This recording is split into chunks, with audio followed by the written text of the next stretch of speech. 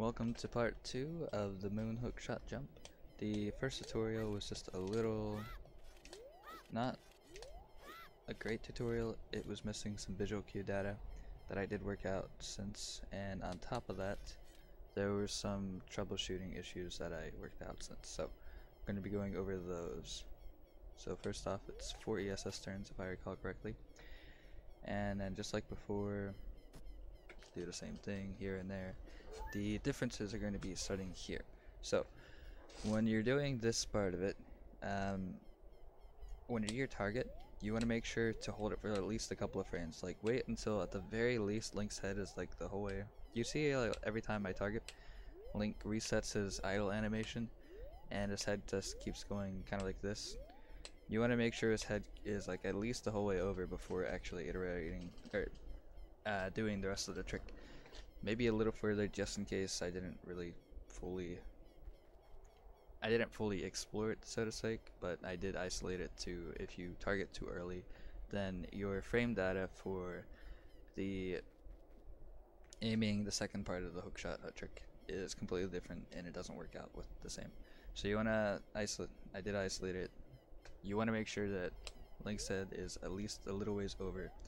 It has something to do with the targeting that affects the aiming itself. So that's issue number 1 added away. So we noticed Link's head is a little further over. Good. Next up, thankfully I got the right frame. Frame buffering on the moon is a beast because there is not much loaded, so it's very fast. But anyways, just like before, you're gonna be holding down on this frame, and you want, there's the first frame or the last frame that you're gonna see the red dot before it comes back onto the target. It's kind of like centered onto the hookshot plate, whatever, hookshot target. And then you want the next frame, and if you want an easy visual cue for the next frame, it's when Link's ear, his left ear, is just barely, the point of it is just barely touching the hookshot tower, like so. There's a small gap below it, and there I just messed up. I'm gonna be using this handy dandy mem file here for the rest of this then. Not that there's too much more to go over, just frame data for the chew. Regarding this next part, for the chew recoil, you can actually save it if you decide to go early. There's like one frame that you can do early on that I'm going to show, that I won't really show I guess, but of the range that I will show, you can do it early on, and then that will, on that one, you're going to be going over the hookshot, the end targeting, the end platform that we want to land on where the Majora kit is. But if you were to jump slash, then you could save it. I don't want to go into the frame data for that. I never got it, and I don't have KZ, so I'm not going to be looking into that. No save states. And then if you were on the last frame, or the frame right after the last one, maybe another frame or two after, I don't know, you could save those by curving it to the left by holding right during the recoil. But just some asides I wanted to get out of the way. I was not paying attention, so hopefully this works. Looks like it will. No, it won't. So yeah, that's what happens if you decide to do it too early. You actually have to wait.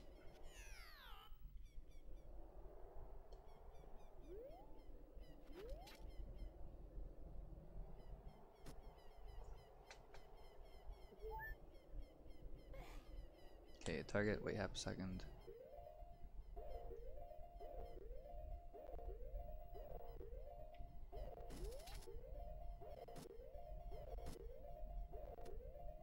Neutral. Please, neutral. Thank you. What I do is, oh yeah, another problem. If you target too early, you will target the hookshot platform, and then when you do the recoil, you're going to be lined up, you know, perpendicular to the wall that you target on the hookshot platform, and then you're going to go backwards from that. You're not going to be in line with the Majora platform anymore, so you have to wait like a second or whatever, half a second before you actually target, and then pull your chew. So that's what I just did. I waited a half second, I pulled my chew, and I targeted before pausing. So when I unpause, I'm going to be holding target still. I don't think that matters really, but I'm going to be doing it anyways. And more so, I'm going to be focusing I'm gonna change to the other. I really should be doing these on the tutorial. Whatever. So I'm gonna be focusing down here. There are some pretty clear indications for the visual cue. Also, if you noticed, from targeting you normally have the black bars. While you pause, the black bars go away, but I'm pretty sure they come back after you release target. Or you release pause, sorry. So, just going to buffer a bit till I get to the frame data that I recall. Alright, it's up there a bit, so I'm going to be going a little higher still. Okay, now I believe that this is frame 1, so if you want to memorize this hunk of junk, it's probably going to be a little hard to see because it's OBS, but I think it'll do well enough. So what I really look for is, actually what I do is, I imagine that this is a map, and that the clouds, here, here, and here, are just hunks of water, and then the dark spots are like land masses. So this is like a really zoomed out physical map, if that's a really dumb way to think about it. And then I really focus up on here, this cape right here.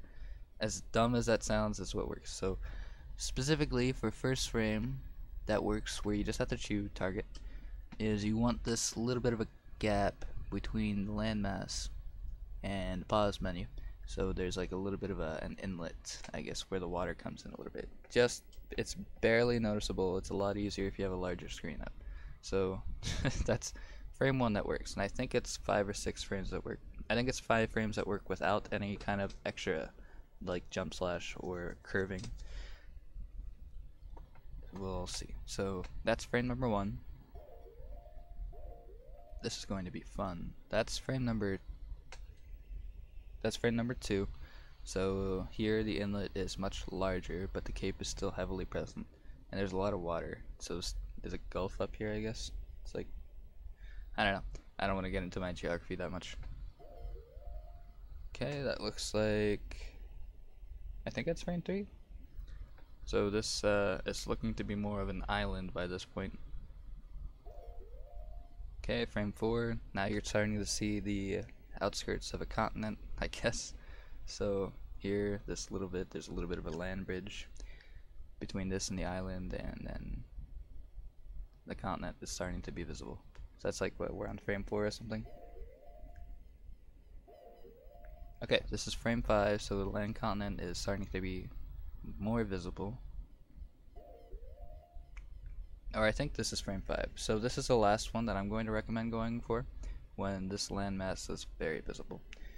Sorry if you look at it the other way, where this is land, and then this is water. This is how I looked at it, I guess, because it's a solid color. Alright, whatever. So I'm going to show that this frame works, and then this will be it, I think. So you just barely make it on. The next frame is like you fall just before it. This is not KZ, that's not the levitate button. So you fall like right before it, and then you just like brush up against the side, I think. But I'm pretty sure you could curve it and then save it if you really wanted to. If you notice that you were on that frame after and you were really able to see a lot of that landmass, I guess. But anyways, there you go. Good luck, have fun.